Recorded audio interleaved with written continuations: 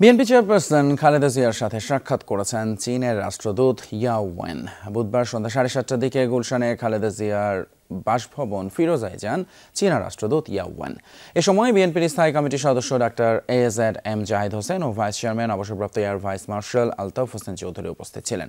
পরে রাত 8:50 দিকে খালেদা জিয়ার বাসভবন ত্যাগ করেন ইয়াও ওয়েন।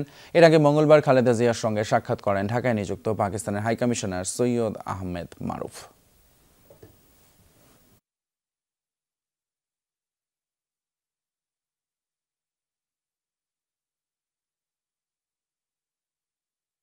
চিকিৎসার জন্য বিদেশে যাচ্ছেন সেটার ব্যাপারে তারা খোঁজখবর নিয়েছে এবং ম্যাডাম যদি উন্নত চিকিৎসার জন্য চায়নাতে যেতে চান ওনারা সেই জন্য দাওয়াতও করেছে। যে কোনো কারণেই হোক আমাদের দেশের রাজনৈতিক পরিস্থিতির কারণেই হোক ওনাদের পক্ষে অনেক ক্ষেত্রেই ওনারা অনেক যা চেয়েছে তা করতে ওনারা হয়তো অনেক সবচেয়ে পারেন নাই। পরিবর্তিত পরিস্থিতিতে ওনারা ওনাদের সেই যে শর্ট কামিংসটা কেন ছিল বা কী ছিল সেগুলো ওনারা এমনি কথা বলেছেন।